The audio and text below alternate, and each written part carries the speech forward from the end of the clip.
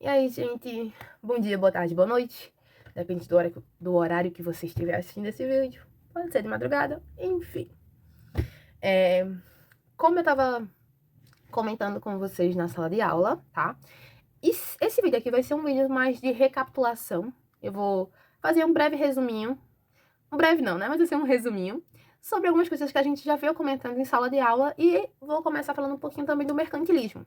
Então, vem o fim do feudalismo, vai vir um pouquinho da influência tanto da Espanha como de Portugal nas navegações. A gente vai ver também a ascensão dessas nações, os teóricos que vão defender o absolutismo, que a gente conversou em sala de aula, enfim. Então, primeiramente, eu quero deixar claro aqui que a gente vai ter conceito nação, conceito Estado. E eles não são iguais. Só pra deixar claro aqui que eu tô com um caderninho anotando aqui, é só pra me guiar, sabe? Algumas coisas. Pra acabar não falando uma coisa que era no começo, no fim, e assim vai.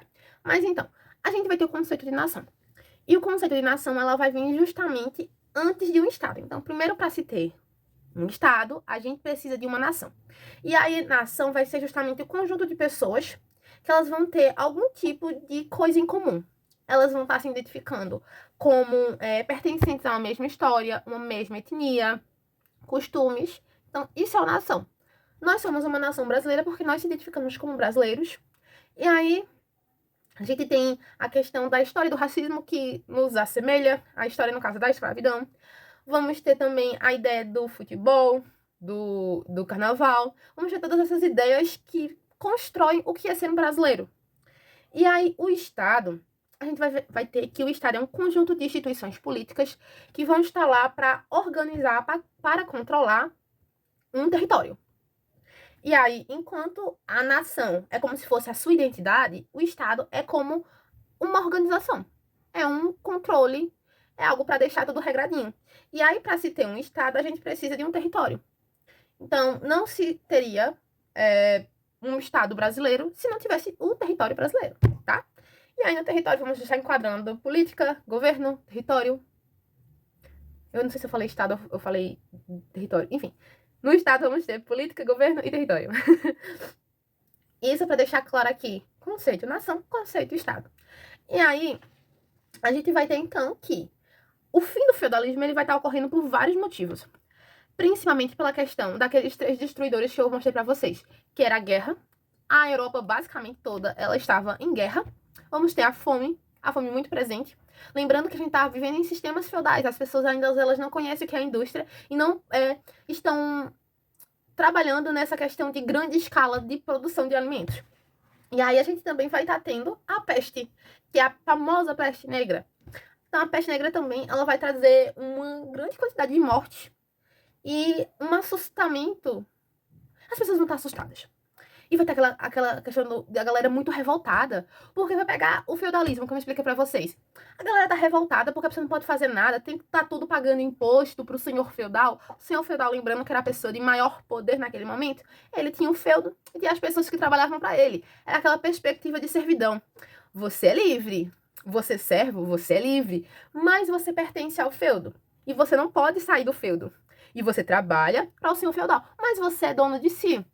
É quase uma escravidão, só que disfarçado um pouquinho, né?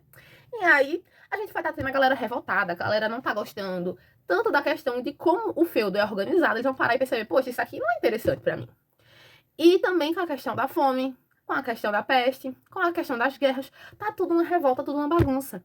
Lembrando que naquele momento também as pessoas tinham fugido, né? Êxodo urbano. Me fugiu aqui da memória. Êxito urbano. As pessoas saíram lá no século V, né, da cidade e foram para o campo. E aí as pessoas já veem que a cidade ela não é tão ruim assim de se viver, porque não tem nenhuma ameaça na cidade. Então as pessoas começam ainda aos poucos voltando para a cidade. E lá no campo era difícil ter a questão do comércio. Mas aí na cidade o comércio é bem mais presente. Então, se eu tô voltando a ter um comércio presente, vai começar a surgir uma camada popular, que é chamada de burguesia. E aí é que tá. A burguesia começa a surgir, e quando ela começa a surgir, ela tem dinheiro, mas não tem poder. Essa é uma questão muito importante, porque a burguesia, ela queria o poder. Ela tinha muito dinheiro, mas ela não tinha poder. E aí, a gente vai ter a figura do rei. Lembra que eu falei a vocês que o rei não fazia nada? Ele não era importante, ele só tava lá existindo, tava de boa, não fazia nada, não tinha poder também. E o rei queria também voltar a ter seu poder. Porque quem é que tinha o poder? Era o senhor feudal. E aí o rei, junto com a burguesia, vão, né, conversar ali e falar, olha, vamos bater um papinho aqui de amigos. Aí a burguesia propõe ao rei, fala, olha, eu vou te dar exército pra tu voltar a ter teu poder. Mas aí, o que tu precisa fazer? Tu precisa regularizar tudo isso aqui. Porque eu preciso melhorar minhas condições de venda do meu comércio. Porque no comércio, naquela época, aqui, vamos supor, aqui, em Caruaru, vamos supor, né? Caruaru é a moeda que é o real que a gente tem hoje em dia. Mas ele vai pra Toritama, que é aqui do lado. Toritama já é o dólar. Aí ele vai pra São Caetano, que é aqui na frente. Aí lá já é a libra esterlina. Então, o comerciante ele não conseguia ter um padrão. E aí isso dificultava demais as relações e comércio que ele tinha, porque tinha que estar convertendo tudo. O peso, o valor, tudo mudava. Tanto o peso era diferente em cada região. Podia ser uma cidade assim do ladinho da outra, sabe? Então tudo era muito ruim pro comerciante. E ele fala, não, você vai fazer isso, você vai padronizar tudo. Você vai colocar leis, você vai ser encarregado de tudo, né? A burguesia mandando o rei padronizar tudo, organizar tudo, ser responsável pela questão das leis. E o rei, não, beleza, pô, beleza, vou fazer. Agora você tem que me incentivar, né? Você tem que se aliar a mim. E a burguesia, né? Se vai estar se alinhando ao rei. E aí começa a surgir esses estados nacionais, né? Então, começa a se ter um estado forte. Tanto é que, posteriormente, vai começar a surgir nas políticas de absolutismo. O absolutismo, já para, né, deixar claro, para relembrar vocês, vai ser justamente uma pessoa que ela vai dominar os poderes militar, religioso e político. Então, é uma única pessoa que domina tudo. E a gente vai ter, normalmente, figuras de reis. E a principal figura vai ser Luís XIV, vai ser o rei mais absolutista que vai ter, que é chamado de Rei Sol. Mas lá na frente eu falo um pouquinho dele. E aí a gente vai ter justamente esse surgimento desses estados nacionais. Que ele vai começar a ter um exército, vai dividir direitinho os territórios, vai colocar lei, vai colocar imposto, vai colocar uma moeda única. Então vai estar trazendo todo esse processo de padronização.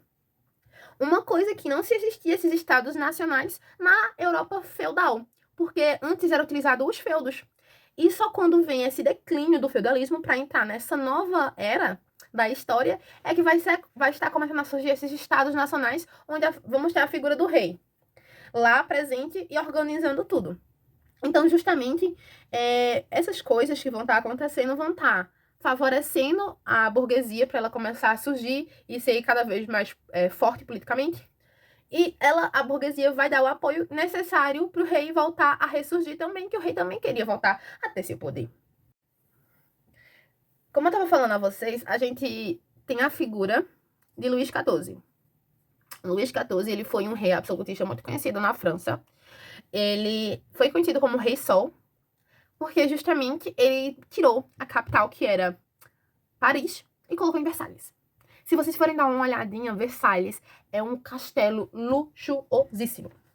E esse castelo lá foi marcado como símbolo do absolutismo, porque basicamente o que Luís XIV queria acontecia. Ninguém conseguia chegar nele e falar, tu tá errado, poxa, não faz isso, cara. Não, se você fizesse isso, você olha, né? Não tinha como, cara.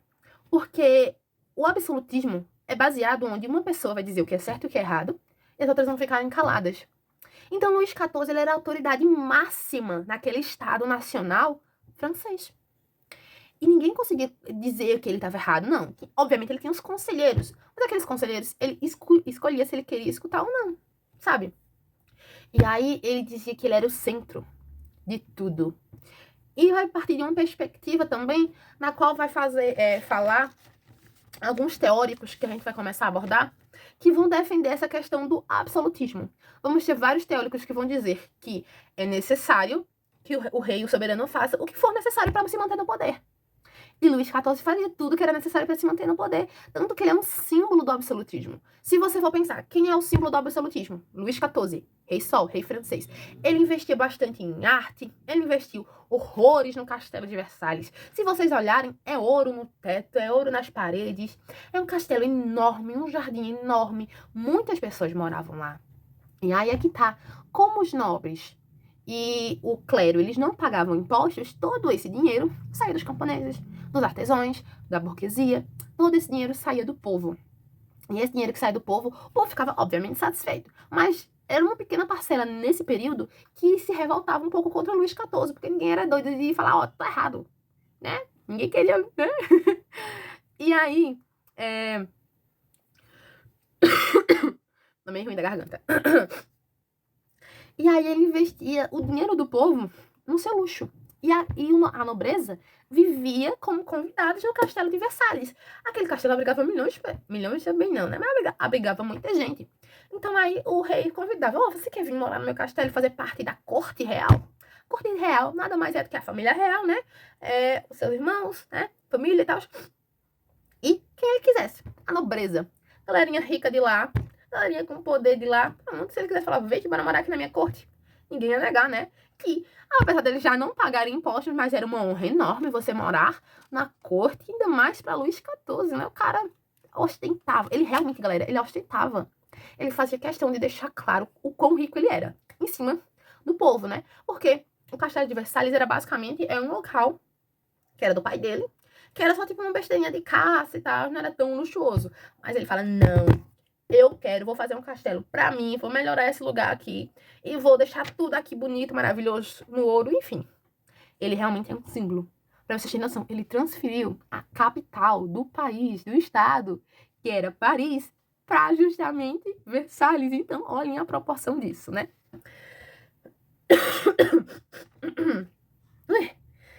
Ai, minha garganta tá horrível. E aí, como eu falei a vocês, vamos ter vários tipos de pensadores naquele momento que vai estar defendendo essas ideias absolutistas. Entre eles, a gente vai ter, primeiramente, né, vou falar de Thomas Hobbes. Thomas Hobbes, ele vai escrever o livro Leviatã, e esse livro vai dizer que o homem é o lobo do próprio homem. Quer dizer que a gente vai ter, então, um estado. Na verdade, vamos dizer que temos um local, os seres humanos, eles são lobo dos próprios homens. Eles vivem, basicamente, eles não são civilizados. E aí, quando a gente não tem o Estado, fica isso. A galera tudo, uma atacando a outra. O ser humano é o lobo do próprio homem, sem o Estado. Quando vem o Estado, ele vem para trazer justamente regras e condutas. Então, vai meio que trazer uma civilização. O Estado é para isso, de acordo com Thomas Hobbes. Ele vai fazer uma civilização naquele local para que não precise ter essa violência. E, caso seja necessário, o rei, a pessoa no Estado, né, a pessoa como Estado, ela pode utilizar da força militar. E aí é que tá, vamos lá. Thomas Hobbes, um homem, é o lobo do próprio homem, na qual um homem, ele vai ser uma pessoa que precisa ser civilizada. E aí vem a função do Estado para trazer leis e trazer civilização, para não ficar essa desorganização, as pessoas uma atacando a outra. E se o Estado, somente o Estado, é que ele pode manter uma força, uma violência, para poder controlar a galera.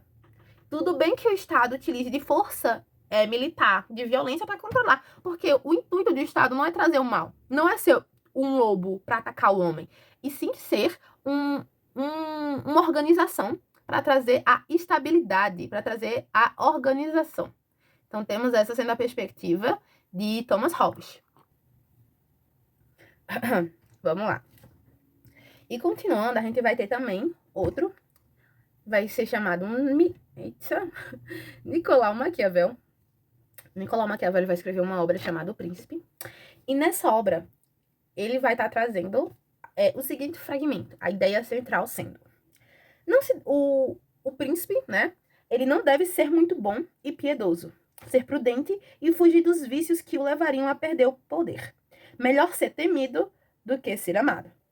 Então, você, quando é temido, você consegue manter a paz. Essa é a premissa do livro dele, O Príncipe. Então, um príncipe, ele faz o que é necessário para se manter no poder. Tanto é que o nome maquiavélico vem dele. É uma pessoa que uma pessoa um pouco malvada, né? Que ela faz de tudo para se manter no poder. A gente vem justamente desse termo dele.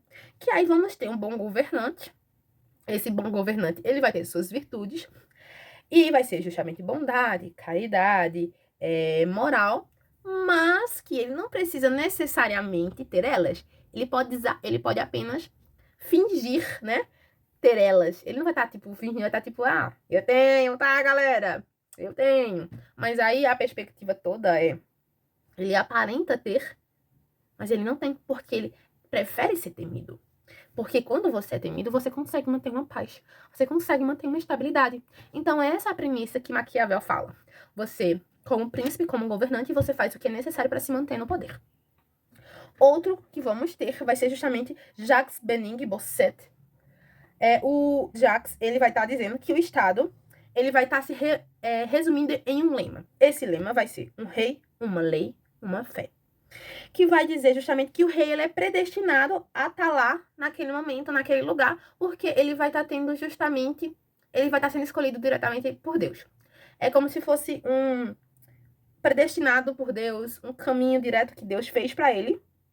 Que aí, enquanto o rei, a pessoa que estiver no poder, ele julga quem está na terra, somente Deus vai poder julgar realmente os atos que a pessoa fez lá no paraíso, né? Na decisão final. E aí, foi Deus que especificamente escolheu aquele rei, aquele dominante, para estar naquele lugar, governando aquele povo. Então, é essa a perspectiva de como se fosse predestinado diretamente de Deus ou um poder divino. É justamente isso. Que aí vamos ter Bossuet, Jacques Bening Bossuet, falando sobre isso. Ele vai dizer, acreditar nessa perspectiva. Um rei, uma lei, uma fé. Perspectiva onde Deus, o rei, ele é o filho de Deus na Terra. A gente vai estar tendo também Jean Bodin, que aí também vai estar se assemelhando um pouco às ideias de Jacques Bossuet. Jean Bodin, ele vai estar defendendo justamente também uma perspectiva de soberania absoluta. No caso, vai ser um direito divino dos reis, muito semelhante ao que você falava, e aí vai dizer basicamente que o rei ele vai estar pegando, né, o súdito ele abre mão dos seus direitos, porque aí vai ter a liberdade primordial que vai estar abrindo mão, porque vai se ter uma paz. O rei vai estar estabelecendo a paz, mas aí vai estar tudo concentrado, a soberania absoluta numa figura só, que seria na figura de um rei. Então é isso que Bodin vai estar trazendo. Vamos estar trazendo um rei que ele vai ter o direito divino de estar lá no poder, vai ter o direito divino de ser rei, como se ele fosse um escolhido também, e vai estar na terra, e vai estar fazendo esse poder absoluto somente ele. E de Jacques Benin, né, ele vai dizer a mesma coisa, só que vai afirmar que é uma frase de um rei, uma lei, uma fé, que vai trazer justamente que ser predestinado. Você é predestinado. Não que também Bodin não fale isso, mas enfim. Vamos ter os dois se associando muito. Vamos ter Maquiavel, relembrando, que ele escreveu o livro O Príncipe, vai dizer que um soberano ele pode aparentar ser bom, mas ele não precisa ser realmente bom. Vamos ter também, então, Thomas Hobbes, que vai dizer que o homem é o lobo do próprio homem, no qual o Estado ele vem para acabar com esse lado maligno do homem e manter uma paz. E que se o Estado quiser colocar a paz a partir de força bruta, o Estado pode fazer isso, tá? Pra relembrar vocês, tá um pouquinho ruim aqui, viu? A gente vai estar tendo os nobres e o clero que não pagam impostos. Quem paga imposto, então? É os artesãos, a burguesia, é o camponês, essa galera aí que paga imposto. Mas aí a gente tá tendo a burguesia surgindo com o dinheiro, a burguesia quer poder. Tanto que o rei, ele conseguiu voltar a ter poder por causa da burguesia. E o rei vai precisar ajudar a burguesia, né? E aí, os nobres, eles já não têm tanta importância assim. Aí, o que eles fazem? Eles viram cortesões. Eita. Eles viram cortesões. E esses cortesões nada mais são do que uma galera que vai morar na corte. Ela vai viver lá na corte, tranquila, de boa, sabe? Está lá existindo por existir. É isso que eles fazem. A corte, né? E é o exemplo que eu dei de Luís XIV. Eles vão pra lá só pra existir. E aí, temos então, né? A burguesia precisando desse apoio. E esse apoio vai ser justamente dado pelo rei a partir de uma coisa chamada de protecionismo. Esse protecionismo vão ser medidas, vão ser ações tomadas para favorecer a atividade econômica interna. Então, o rei ele quer fazer com que a galera que está comercializando na nação dele comercialize tranquila, comercialize de boa. Porque ele quer favorecer a economia. Porque se aquela nação tem muito dinheiro, aquela nação é rica. Então, é isso que o rei quer. O que o rei quer, né? Dar uma impulsionada no din-din aqui na nação, né? E aí ele começa fazendo justamente vários tipos de proibições, vários tipos de medidas. E ele começa inicialmente fazendo proibições a produtos estrangeiros. Então, tudo que é de fora. Por exemplo, a gente aqui no Brasil. A gente não poderia estar comendo McDonald's, um BK, um Bob's. Porque isso é tudo de fora. aquilo foi proibido. Então, justamente para fazer com que não tivesse concorrência. Então, aqui, eu acho que o Carrancão é daqui, né? Se eu não estiver enganada. Mas aí, pronto, Carrancão. O Carrancão, Taisburg, são daqui, da região, são brasileiros. E aí vai estar favorecendo essas pequenas empresas que são daqui, para elas não terem concorrência com as grandes franquias, os grandes comércios de fora. Então vai ser investido aqui. Vocês que são de fora, vocês estão proibidos. Vocês não vão vir para aqui concorrer com a nossa galera aqui, não. A gente precisa da nossa economia crescendo, cada vez aumentar. Então vamos ter mais lucros, vamos ter mais riquezas. Então é isso que se queria. Enquanto a burguesia estava lá batalhando, né? Os nobres estavam lá, tranquilo, de boa. E aí, justamente por isso, e para favorecer a economia da região, que a gente vai estar tendo esse incentivo às economias de dentro da região. Vamos então favorecer o que é nacional, vamos favorecer o que é nosso. E nessa perspectiva que vai estar surgindo justamente o mercantilismo, tá? Então, para relembrar, vamos ter então uma transição feudal para um mercantilismo, uma mercantilização. E aí, no sistema feudal, vamos ter o servo, né? Vamos ter o feudalismo sendo o sistema que vai estar, o sistema econômico que vai estar estabelecido naquele momento, onde vamos trabalhar com servos, onde as pessoas são obrigadas a trabalharem, mas elas não vão estar sofrendo de penalizações como na escravidão. Mas também elas não são donas totalmente de si, porque elas pertencem à terra. E aí, vamos ter as pessoas que pagam impostos, tá? Que são camponeses, burgueses e artesãos, que pagam imposto nesse momento, né? Já com o fim do feudalismo. Vamos ter essas pessoas. E aí, o que se queria era que o Estado ficasse mais rico. E o Estado vai ficar mais rico como? Se entrar mais dinheiro. Então, nessa perspectiva, a gente vai ver que o mercantilismo, ele é um pé no capitalismo. Porque aí, justamente, o Estado vai começar a criar leis para fazer um incentivo ao comércio. Então, vamos ter que o mercantilismo vai ser regras, que é o controle estatal sobre o comércio. Pá. O que é mercantilismo? Controle estatal sobre o comércio. São regras que o Estado cria para controlar o comércio. Ponto. É isso o mercantilismo. E aí, esse mercantilismo, ele vai estar justamente acontecendo com as coisas que eu comentei anteriormente. Esse protecionismo, essa proibição do comércio estrangeiro. E aí, vamos ter vários tipos de características para esse mercantilismo. Óbvio que não vai ser igual em todo lugar. Vai dizer que o mercantilismo na França não é igual da Inglaterra. Óbvio que não. Eles não vão ser iguais. Mas vamos ter coisas semelhantes na maioria deles. E dessas coisas semelhantes, vamos ter o metalismo ou o bulionismo. O metalismo, metal. Como o próprio nome diz, metalismo. Mais conhecido chamado de metalismo. É justamente um acúmulo de metais e pedras preciosas. É o que eu volto a reafirmar para vocês. Se um estado ele tem muitas pedras preciosas, é um estado rico. E o estado queria ser rico. Porque aí é que tá. Lembra a perspectiva que a gente está vivendo? Estamos, então, com a figura do rei voltando a ressurgir. Então, o rei precisa de dinheiro, o rei precisa de apoio, precisa daquele poder de volta. Então, o rei quer ficar rico. Bora, manda dinheiro, manda. E aí, por isso, é começar a acumular essas pedras preciosas, o ouro, a prata. E aí, vai ter também a política da balança comercial favorável. Essa política da balança comercial favorável vai fazer assim. Vamos exportar mais do que importar. Vamos mandar mais para fora. Manda um monte de coisa para fora. Vamos produzir. Vamos produzir, por exemplo, 100 mil sacos de soja. 100 mil sacos de soja. Desses 100 mil, 80 mil vai ser para mandar para fora e 20 mil vai ficar aqui com a gente. Então, vamos mandar muito. Porque vai ser mais dinheiro entrando, porque a gente está vendendo bastante e comprando pouco da galera de lá de fora. Se a gente está comprando um pouco da galera de lá de fora, tá saindo menos moeda. Então, tá entrando muito mais moedas pra gente. E aí, a gente tem essa premissa, tá? Vamos vender mais. Porque aí não adiantaria ter esse acúmulo de pedras preciosas se a gente tivesse comprando um monte de coisa de fora. É como se aqui na nossa nação a gente não fosse capaz de produzir as coisas que a nossa nação precisa. Então, se a nossa nação precisa, vamos ir atrás de construir, de fazer, para que a gente não precise comprar de fora e a gente compre por aqui mesmo. E a nossa moeda se mantém aqui, a moeda não vai para fora. Então, essa é a perspectiva. Vamos ter uma política de balança comercial favorável, porque vai ser favorável para a nação vender mais e comprar menos. Ó, sobra, né? Mais? Din-din. Vamos ter as taxas alfandegárias, que vai basicamente produzir um incentivo e uma valorização às coisas que são da própria nação. Então, produtos que são do próprio país vão ser produtos mais valorizados. Por quê? Vão se ter altas taxas de impostos para tudo que é importado.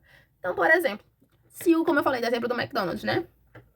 Se o McDonald's ele quer vir para cá montar uma franquia aqui no Brasil, ele vai ter que pagar, sei lá, 50 mil. Tipo, se o do lucro dele. Vamos lá, pega o lucro dele e desse lucro, 70% vai ser para ficar aqui no próprio país, no Brasil. Ele não pode pegar esses 70 para mandar para fora. Ele só tem como mandar 30 para fora. Então, ele vai colocar altos tipos de impostos. E aí vai fazer com que a galera de fora evite estar vindo para cá. Porque é alto imposto, tá ligado? E aí vai fazer justamente um incentivo para a galera daqui mesmo estar fabricando. E vai ter justamente essa proteção, né? São essas proteções que vai dizer, não, estamos favorecendo as coisas que são nacionais. E por fim vamos ter o protecionismo alfandegário. É basicamente o Estado desincentivando e dificultando a importação. Ele vai estar desestimulando. É tipo assim.